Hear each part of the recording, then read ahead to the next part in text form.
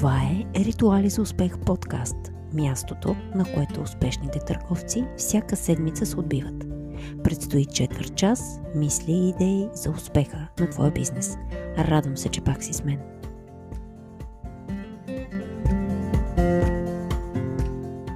Днес в този подкаст ще ви разкажа как един дигитален продукт, създаден в помощ на продажбите ни, може да се използва поне по 11 различни начина с помощта на социалните мрежи и да работи за нашия бизнес дългосрочно. Честно да ви кажа, уморена съм от сподавени вопли, че нищо не работи за малкият бизнес, че са неефективни дигиталните инструменти, които имаме, че сме слуги на алгоритмите, че усилията ни в Инстаграм са загуба на време. За всеки, който се интересува, говоря в епизод 154. Там обяснявам подробно защо е нереалистично да очакваме мечтаните клиенти да побегнат от социалните мрежи, а всички ние трябва да сме там, където има клиенти. И защо, ако искаме тези клиенти, трябва да се трудим умно, да се адаптираме и да хващаме ползи за бизнеса си всеки ден, без да пилеем нито минута в оплакване. Днес ще ви дам съвсем практичен пример как можем да ползваме един полезен инструмент, помагало или гайд за нашия бизнес. И не е вярно, че за твоя бизнес не може да се създаде такова помагало. След малко ще дам примери. Защо такъв инструмент е полезен за нашата комуникация с клиентите? Ето 5 сериозни причини. С такъв документ можем да направим впечатление на хората и да се отличим от тези, които продават. С такъв инструмент можем да помогнем на хората да вземат по-добри решения за тях и те ще бъдат благодарни. С такъв инструмент можем да изградим своя авторитет. В него можем да дадем примери с щастливи наши клиенти. След този гайд за хората няма да сме просто търговец, като стотиците търговци. Ще сме търговец, който им е дал нещо безплатно. Този гайд ще ни помогне в най-трудния период от общуването с клиентите – изграждането на доверие, в етапа на опознаване. Най-гигантската, мащабна, могъща грешка, която виждам търговците да правят, е да прескачат първия основополагащ етап от комуникацията с клиентите. Така нареченото затопляне или изграждане на доверие към бранда, опознаване на продукта. Без този етап продажби просто няма.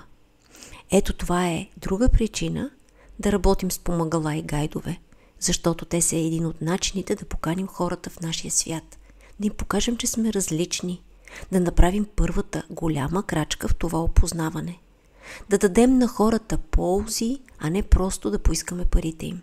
Считам, че всеки бизнес има огромна полза от такова дигитално хартиено помагало. Но да се върнем на темите, които могат да напълнят един гайд.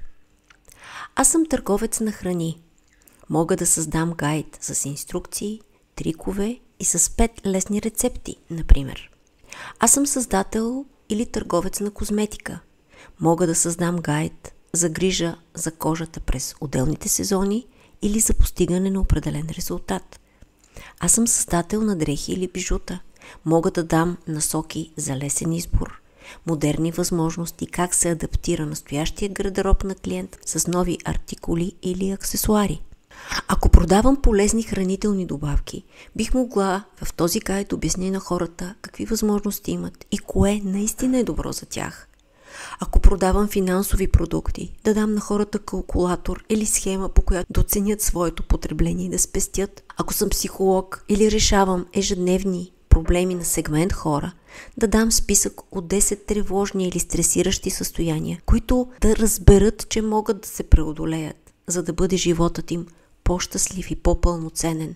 Ако съм създател на дигитално съдържание, тук може да се даде планина от полезни, приложими и ефективни гайдове. Ако продавам козметични услуги и маникюр, мога да дам на клиентите си гайд с грижи, които да ги направят мои фенове за винаги. Ако съм фотограф, мога да им дам 10 начина да запечатат впечатляващо пролетта или лятната си ваканция. Ако съм фитнес или йога инструктор, ще дам препоръки за силен старт на деня, 5 изумително вкусни, но здравословни рецепти, които са на всичко отгоре и лесни за приготвяне. Ако ти правиш нещо, което е брутално различно от изброените примери до тук, пиши ми.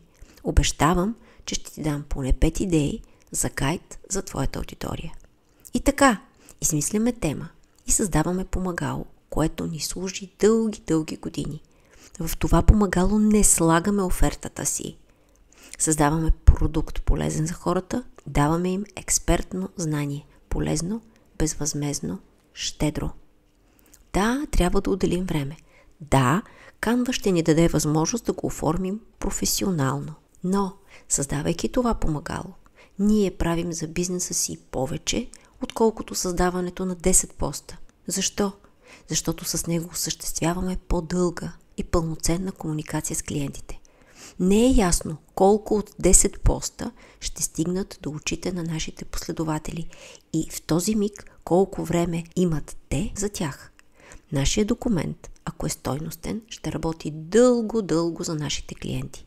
Скоро аз създадох такова помагало и работата с него ме вдъхнови да създам този епизод. Моят документ е дълъг, но той не съдържа общи приказки. Всеки, който го има, разполага със списък теми, по които да работи в полза на своя прогрес и удовлетворение. Само най-важните, само най-съществените теми на бизнеса. Моето помагало има и аудиоуроци. Подбрани подкасти, сортирани така, че да дават отговори на сложните въпроси. Кое е правилно, кое не бива да пропускам, как го правят успешните. И по-важното, моето помагало събужда креативността. Докато го ползват, моите последователи им хрумват десетки добри идеи. Те ги вдъхновяват за следващо действие, а всяко действие води до прогрес, извод и знание.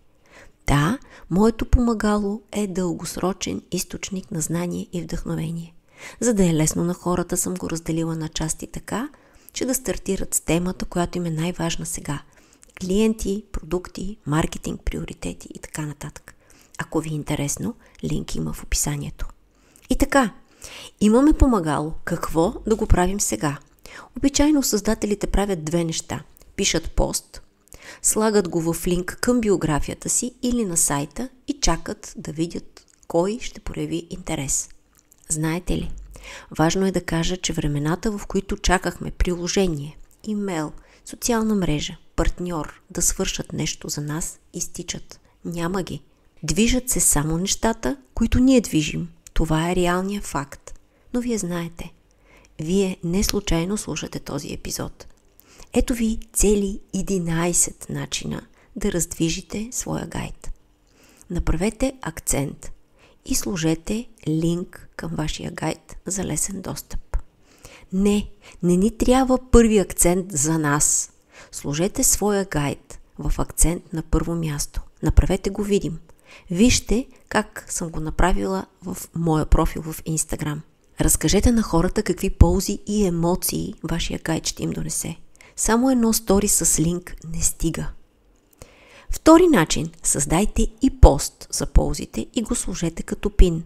Направете това и във Facebook и в Instagram.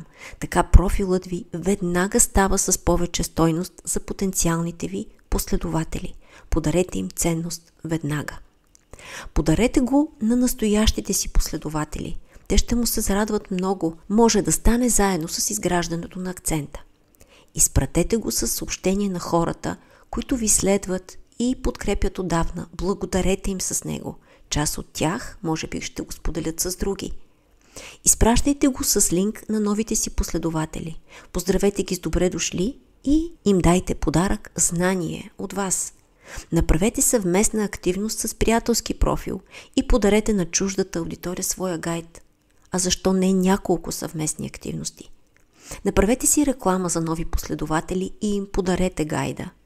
Направете си реклама на сайта и подарете на абонатите гайда. Добавете това ценно четиво към свой продукт или услуга този месец и зарадвайте новите си клиенти. Направете си реклама за събиране на потенциални клиенти и им дайте гайда. Споделете в групи и общества, в които членувате. Добавете го като бонус за бързо или ранно записване, когато продавате услуги. И бонус съвет. Не забравяйте в регулярните си публикации да напомняте на хората за своя документ и ползите от него. Ето това е пример.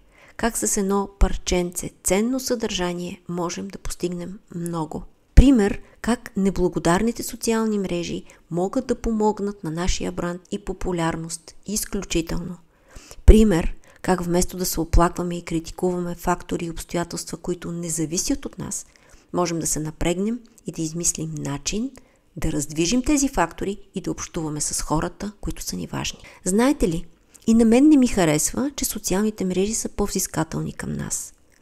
И аз бях свикнала седмичното ми съдържание да стига с лекота до няколко хиляди последователи без никакво усилие. Но всичко се променя. А аз отдавна знам, че тези промени означават ръст. Ние с вас днес сме това, което сме, защото растем непрекъснато. Защото развиваме себе си, инициативите си, креативността си за постигане на това, което мечтаем.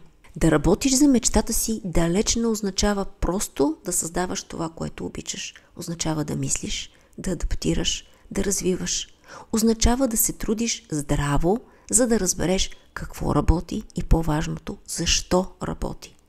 Аз нон-стоп правя това за моя бизнес. Изградила съм си правила, които следвам и подобрявам. Следвам и подобрявам. И аз брилянтно знам в бизнеса какво работи. Как е станало това, като съм опитала стотици неща? Взела съм най-работещите и ползвам само тях. Щях ли да знам, ако не съм опитала 100 неща? Ако седя, скубя коси и си казвам, ето, те си прекаляват, никаква дистрибуция няма, това не работи, не, няма шанс.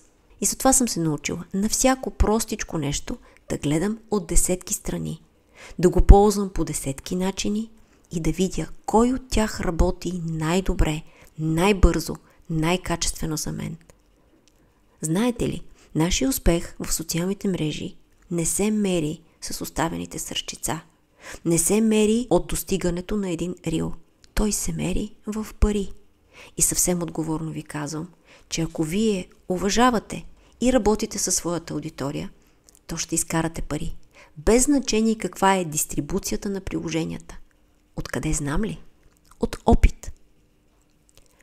Днес ви дадох много добри идеи за инструмент полезен за бизнеса. И понеже щедростта ми няма край, искам да кажа още нещо. Гайд може да ви послужи, освен за предоставяне на полезна информация и за много неща, които ще подобрят процесите ви. Например, ако с клиентите си разменяте мерки или други данни, създайте гайд, който да ги улеснява. Какво да измерят, как да ви го изпратят. Това ще спести тонове време и размяна на съобщения, грешки и прочие. После, ако процесът, по който работите, трябва да бъде внимателно обяснен, създайте гайд и изпращайте него, вместо да говорите с всеки клиент едно и също и да пилеете тонове време. Следваща идея. Ако клиентите ви трябва да бъдат подготвени за работа с вас, напишете това в гайд. Това ще направи публикациите и работата ви много по-леки. Всеки процес, който се налага да обясните, сложете в един PDF. Там можете да вмъкнете ползите от вашата работа. Там можете да вмъкнете думи от щастливи клиенти. Ще спестите време и ще направите общуването на клиентите с вашия бранд изключително модерно и удовлетворяващо. Не забравяйте да сложите тези гайдове и на видно място на сайта и в профилите си. Надявам се този съвсем практичен подкаст да ви е донесъл няколко неща. Полезни идеи, вярата, че от вашата креативност зависи всичко и положителна нагласа. Нека помним, реалността, в която се развиваме, винаги ще се променя. Добри моменти ще бъдат заместени от лоши и обратно. Винаги. Въпросът е, когато ни е трудно, да напрегнем мисъл, да запретнем ръкави и да действаме, да растем. Това е животът на собствениците на бизнес. И с вас отлично знаем това. До нови срещи! Това беше Ритуали за успех подкаст.